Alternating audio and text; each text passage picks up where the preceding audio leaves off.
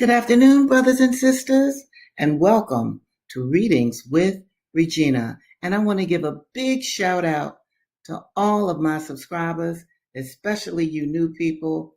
It just does my heart good as I see my subscriber list increase. My mind is blown. I'm so pleased because I want all of you to learn your African American literary heritage. That is one of the major purposes of Readings with Regina. You've got to know, well, you don't have to, but you should. When you don't know your true history or your Black American literary history, you don't know a lot. Okay? You fall victim to just relying on images, okay? And speeches and speculations from white America about what they've done. That's not what I want for you. Those of you who listen to me, I want you to know your own history. Very important. Not only is that important, it is important to read your history or be read to, which is what I do here. When you are read to or you read, your mind has to take in language, and it has to turn that language into images.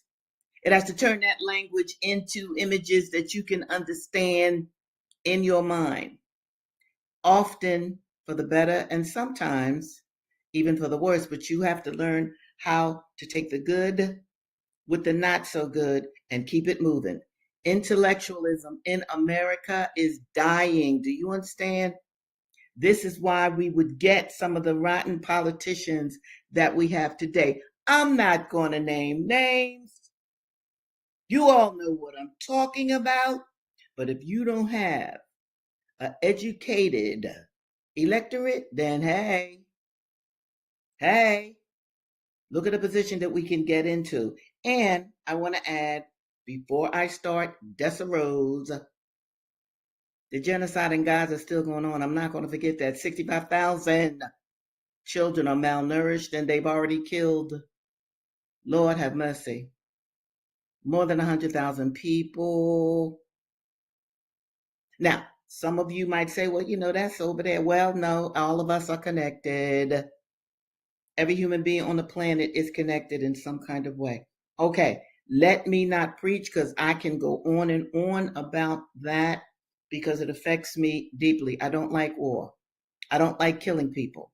I really don't think that we were sent to earth to just massacre and kill and steal land from people. Now, the first book that I'm going to read, of course, is Dessa Rose. Now, in Dessa Rose, we're going to take the position of Miss Rufel. Miss Rufel is the white woman who runs the plantation, supposedly. She owns the plantation, and Runaways are there, okay? And Harker, because I've skipped around some of the book, Harker found out about this woman, and this is when he knew that he, Cully, and Nathan could get Dessa from that basement where she was chained and get her to a place of supposed freedom. Now, this is Miss Rufel's perspective. Keep that in mind. She is a white Southern woman. She has grown up with owning enslaved people. So this is her perspective. This is her story. Rufel had ordered without hesitation, take her, talking about Dessa, take her on into the house. Bring the bucket. Dessa has just delivered a baby, she said as she bent to look for the baby. She shouldn't have done it. Rufel had been over that countless times also. If anybody ever found out if they had been followed, but nothing of that had entered her mind as she picked her way carefully up the steep back steps. The baby hugged close to her body. Now that's Dessa's baby. The girl's delicate face, the baby thin crying as though it had given up all hope, had grated at her. She was a little crazy, she supposed, but she could do something about this. about the baby who continued to cry while she waited in the dim area back of the stairs for the darkies to bring the girl in. And darkies was another synonym for enslaved people. Something about that girl, her face, she's talking about Dessa, and she, Rufel, could do something. This was as close as she came to explaining anything to herself. The baby was hungry and she fed him. This is deep. She fed him. Now, understand, we're talking about breastfeeding now. I'm going to get more into that in a minute. Or she would imagine herself saying to Mammy, now remember now, imagine is a key word to remember when talking about Rufel. She would imagine herself saying to Mammy, well, I couldn't have them bringing in a bleeding colored gal to where Timmy and Clara were having breakfast. Timmy and Clara are Rufel's children. Wheedling a little, making light, as long as the girl wasn't from around here, though it would serve the neighbors right. She thought, resentful now, if the darky did belong to someone around here. Many times, as Birdie, that's her husband who's not there, had gone looking for a darky and been met with grins and lies. Truly, it would not surprise her to learn that some jealous neighbor had been tampering with their slaves, just as Birdie had always said, urging them to run away. Harker and Ada swore the darky wasn't from around here. In fact, Harker said the girl was from Charleston. Not that Rufel believed that for a minute. Ada had probably put him up to that, hoping to touch Rufel's heart. But if the girl were from Charleston, here Rufel would stop short, hearing once again Mammy's anxious voice urging her to right the family, for surely they would send for Rufel to visit, seeing again the glittering ballrooms of her first Charleston season. This is what Southern girls went through. Usually, for if it wasn't this longing or memory, it would be some other. She would put aside whatever task she worked on, gather up the babies if she had been nursing, and find something in the sitting room that needed doing. No one asked, and she rarely thought to question herself after the first day or so. She knew there was more to the girl's story than the darkies were telling, and now and then she did wonder briefly what could have forced the girl out into the woods with her time so near. Even in the comfort and splendor of at Dry Fork, having Timmy had been an ordeal, and Rufel refused to dwell on the agony of Clara's birth. Well, darkies did have their own way of doing things, and whatever the real story was, it couldn't, she thought, amount to much. Rufel sometimes suspected that the girl was the sweetheart of one of the new darkies and was uneasy by the idea. They couldn't start using the Glen like a regular hideaway, she would think fearfully, and push the speculation aside. The colored girl would wake and tell her story. Whether or not she believed it, Rufel, recalling the long hours she had spent with Mammy, talking idly or companionably silent, thought it would be something to pass the time. Rufel leaned now against the bedroom door and watched the colored girl, who lay curled on her side in the big feather bed, facing the door. The colored girl had not stirred at the sound of the closing door, and after a moment, Rufel continued across the room to the curtained doorway at the adjacent wall. The girl couldn't go on acting crazy forever, she thought impatiently, talking all out of her head, laying up like she was still half dead. Rufel pushed aside the curtain with a swish and entered the narrow antechamber where her 7-year-old son, Timmy, slept. Okay, I'm going to stop there because I want to go over something with you. You see, clearly, this white girl, Rufel, is all by herself here. She's moved away from her family. We don't know yet where her husband is, but he's not there. and she's gotten these runaways on her plantation, and she is afraid. So she imagines a lot of things, or she revisits a lot of her previous life, like her life with Mammy. And let me show you this. Although Shirley Ann Williams, that's the writer of Dessa Rose, has Miss Rufel, a white woman, breastfeeding Dessa's black baby, normally it was black women who would breastfeed white children and even raise white children during enslavement. But Shirley Ann Williams, developing Rufel's character, had Rufel, Miss Rufel, who had just given birth herself. This is her third child. She has Miss Rufel breastfeeding Dessa's baby, Dessa and Cain's baby. Here's another picture. Here's another picture. This is a black woman, and these are actual photographs. Sometimes we might forget the camera was developed during the enslavement period. So here's a black woman, and she's holding these two babies.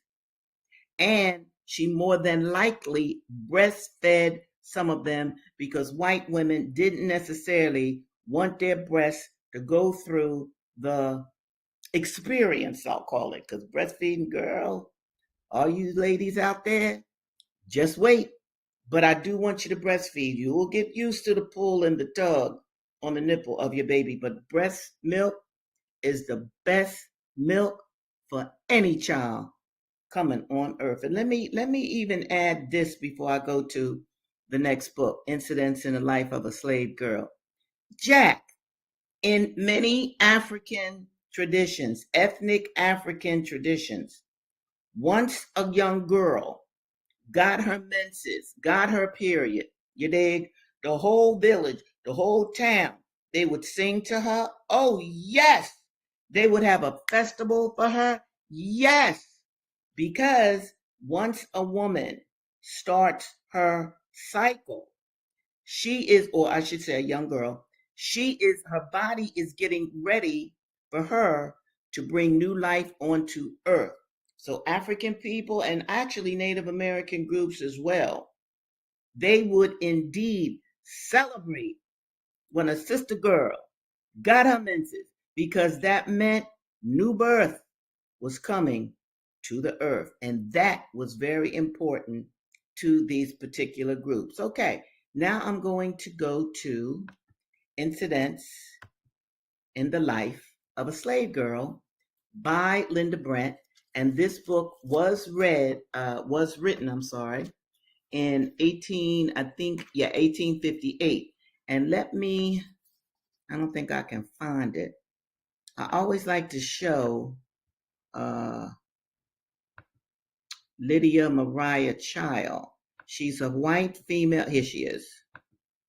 I like to show her because Lydia Mariah Child was an abolitionist all her life. I'll be talking about her even a little bit more because some of the things she did for Black people were just miraculous and marvelous. So I wanted to give her her due, Lydia Mariah Child. But now I'm going to read Incidents in the Life of a Slave Girl. Okay, here we go. This chapter is called The Slave Who Dared to Feel Like a Man. 2 years had passed since I entered Dr. Flint's family, and those years had brought much of the knowledge that comes from experience, though they had afforded little opportunity for any other kinds of knowledge. My grandmother had, as much as possible, been a mother to her orphaned grandchildren. By perseverance and unwearied industry, she was now mistress of a snug little home surrounded with the necessities of life. She would have been happy could her children have shared them with her. There remained but 3 children and 2 grandchildren, all slaves. Most earnestly did she strive to make us feel that it was the will of God that He had seen fit to place us under such circumstances. And though it seemed hard, we ought to pray for contentment. It was a beautiful faith coming from a mother who could not call her children her own, but I and Benjamin, her youngest boy, condemned it. We reasoned that it was much more the will of God that we should be situated as she was. We longed for a home like hers. There, we always found sweet balsam for our troubles. She was so loving, so sympathizing. She always met us with a smile and listened with patience to all of our sorrows. She spoke so hopefully that unconsciously the clouds gave place to sunshine. There was a grand big oven there too that baked bread and nice things for the town, and we knew there was always a choice bit in store for us. But alas, even the charms of the old oven failed to reconcile us to our lot. Benjamin was now a tall, handsome lad, strongly and gracefully made, and with a spirit too bold and daring for a slave. A spirit too bold and daring for a slave. A spirit too bold and daring for a slave. See, a slave was supposed to be docile, meek, yes sir, hey whoa. You weren't supposed to be a man if you were a slave. You really weren't supposed to be a woman if you were a slave. You were supposed to be a docile servant taking orders. My brother William was 12 years old, had the same aversion to the word master, that he had when he was an urchin of 7 years. I was his confidant. He came to me with all his troubles. I remember one instance in particular.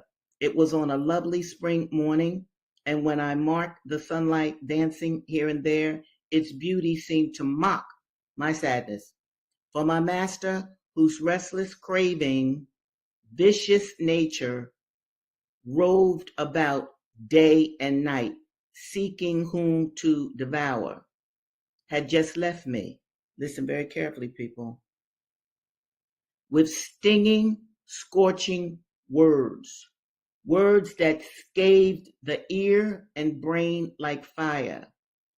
Oh, how I despised him.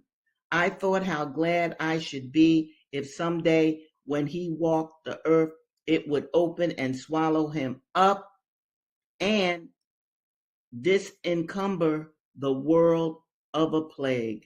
Now listen, in the 1800s, 1900s, particularly in the 1800s, women and even men, they didn't write curse words.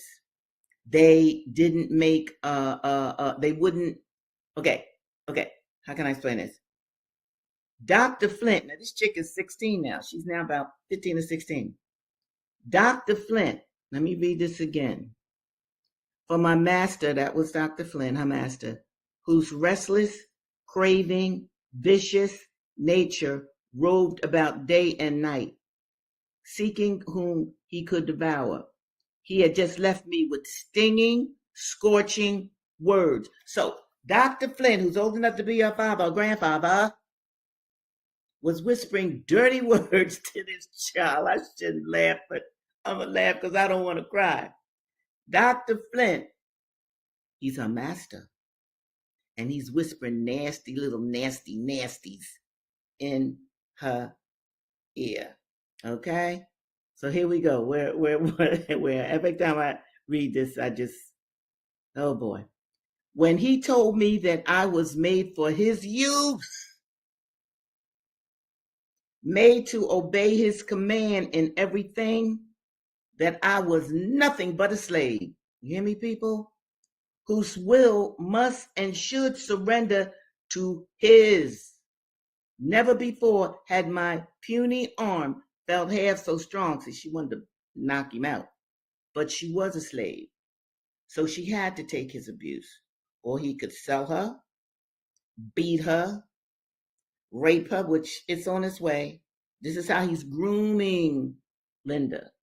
So deeply was I absorbed in painful reflections afterwards that I neither saw nor heard the entrance of anyone till the voice of William, that's her brother, sounded close beside me. Linda, he said, what makes you look so sad? I love you. Oh, Linda, isn't this a bad world? Everybody seems so cross and unhappy. I wish I had died when poor father did. I told him that everybody was not cross or unhappy, that those who had pleasant homes and kind friends and who were not afraid to love them were happy. But we were slave children without father or mother, could not expect to be happy. We must be good. Perhaps that would bring us contentment. Yes, he said, I try to be good. But what's the use? They are all the time troubling me. Then he proceeded to relate his afternoon's difficulty with young Master Nicholas. Young Master Nicholas. See, often enslaved children were given to other enslaver children who were master over that child slave. Okay?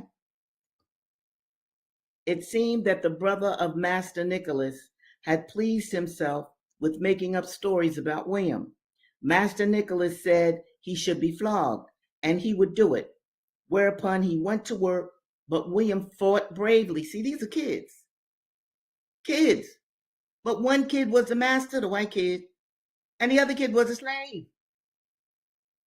William fought bravely, and the young master, finding he was getting the better of him, undertook to tie his hands behind him. He failed in that likewise. By dint of kicking and fisting, William came out of the skirmish none the worse for a few scratches. He continued to discourse on his young master's meanness, how he whipped the little boys, but was a perfect coward when a tussle ensued between him and white boys of his own size. All right. That's incidents in the life of a slave girl. My. Okay. Let me see what's going on up here. Uh-oh. Hi, James. I am so glad that you're here. And I am so glad that you just listened to what went on with William and Nicholas.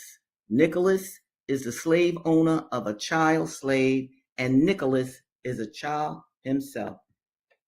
Now, thank you for, oh, okay, yeah, listen, I love that, and I'm happy that you're here. Let me see if I can say your name. Dion Leeway. Look, once I'm done, the videos are up. You could always look at it later. You could always share it with other people, which I encourage you to do. Okay?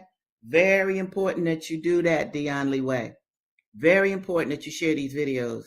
I appreciate you, my darling. Yes, I do. Okay, so the final book. Oh, let me change this banner. Here it is. Okay. And let me just expound on this. You are a gift from the universe. I know you might not think like that. I understand. I'm on earth with you. But you are. You are a gift. You made it here after millions of sperms did not enter that fabulous egg that the sister was just waiting for one of them sperms to come along. You dig? So I know you all are special, and I want you to think about yourself like that. Okay, my final book for today. Okay. Oh, very good. Yes. All right. Dion LeWay. Oh, I'm saying love you. Absolutely. All right, here we go. Final book for the day. Let me show it to you. It's Clotel. Clotel was written 1853. 1853. And by the way, understand this, people. Clotel is Thomas Jefferson's daughter, one of them. So I'm going to read now a section of the book where Clotel, well, her mom, I should say, because Clotel has already been sold. Her mom is about to be sold, but this is aboard a steamboat on the Mississippi. Now, wait till y'all check this out. Okay. It was now 12 o'clock at night, and instead of the passengers being asleep, the majority were gambling in the saloons. thousands of dollars change hands during a passage from Louisville or St. Louis to New Orleans on a Mississippi steamer, and many men and even ladies are completely ruined. Go call my boy, Stuart, said Mr. Smith as he took his cards one by one from the table. In a few moments, a fine looking, bright eyed mulatto boy, apparently about 15 years of age, was standing on the master's side at the table. I will see you and $500 better, said Smith, as his servant Jerry approached the table. What price do you set on that boy? Asked Johnson, as he took a roll of bills from his pocket. He will bring $1,000 any day. The New Orleans market, replied Smith. Then you bet the whole of the boy, do you? Yes. I call you then, said Johnson, at the same time spreading his cards out upon the table. You have best me, said Smith. As soon as he saw the cards, Jerry, who was standing on top of the table with the bank notes and silver dollars round his lot, was now ordered to descend from the table. You will not forget that you belong to me, said Johnson, as the young slave was stepping from the table to a chair. No, sir, replied the chattel, Chattel. Now go back to your bed and be up in time tomorrow morning to brush my clothes and clean my boots. Do you hear? Yes, sir, responded Jerry as he wiped the tears from his eyes. Smith took from his pocket the bill of sale and handed it to Johnson, at the same time saying, I claim the right to redeeming that boy, Mr. Johnson. My father gave him to me when I came of age. My father gave him to me when I came of age, and I promise never to part with him. Most certainly, sir. The boy shall be yours whenever you hand me over a cool $1,000, replied Johnson. The next morning, as the passengers were assembling in the breakfast salons and upon the guards of the vessel, and the servants were seen running about, waiting upon or looking for their masters, poor Jerry was entering his new master's stateroom with his boots. Who do you belong to? Said a gentleman to an old black man who came along leading a fine dog that he had been feeding. Well, when I went to sleep last night, I belonged to Governor Lucas. Governor. I told you all the politicians had slaves. All the presidents. I think the first 12 of them had slaves. I belong to Governor Lucas, and I understand that he is been gambling all night, so I don't know who owns me this morning. Such is the uncertainty of a slave's position. He goes to bed at night, the property of the man with whom he had lived for years, and gets up in the morning, the slave of someone whom he has never seen before. To behold 5 or 6 tables in a steamboat's cabin with half a dozen men playing at cards and money, pistols, bowie knives, all in confusion on the tables, is what may be seen at almost any time on the Mississippi River. On the 4th day, while at Natchez, taking in freight and passengers, Walker, who had been on shore to see some of his old customers return, accompanied by a tall, thin-faced man dressed in black with a white neckcloth, which immediately proclaimed him to be a clergyman. He said, I want a good, trusty woman for house service, said the stranger, as they entered the cabin where Walker's slaves were kept. Here she is, and no mistake, replied the trader. Stand up, Currer. That was Thomas Jefferson's old lady. That was Thomas Jefferson's mistress. My gal, he had children by her. I say through rape, but what can I tell you? Stand up, Currer, my gal. Here's a gentleman who wishes to see if you will suit him. Althea clung to her mother's side. That's Thomas Jefferson's daughter. As the latter rose from her seat, she's a rare cook, a good washer, and she will suit you to a T, I'm sure. If you buy me, I hope you will buy my daughter too, said Cura in rather an excited manner. I only want one for my own use and would not need another. So, Thomas Jefferson's old lady was sold. His daughter will probably be sold next. We'll get to that next week. But that's Thomas Jefferson's woman that he bought, raped, and set her up, gave her kids, and then she ends up on an auction block. Do you understand that, people? I am not saying any of this to talk about Thomas Jefferson, that he wasn't a guy. I ain't going there. He was a brilliant man, Declaration of Independence man, but he also was an enslaver. He also was a rapist. He also watched his children be put on an auction block. So what can I say? What? I just can't celebrate him. Do you understand that, people? All right. Well, I'm about to sign off. Okay. Wait, what did James say? I got you, James. I got you. I'm about to sign off. But I want you all to understand this. We are reading all of these books. Oh, I'm going to show you something real quick. Let me show you this. I need this. That's right.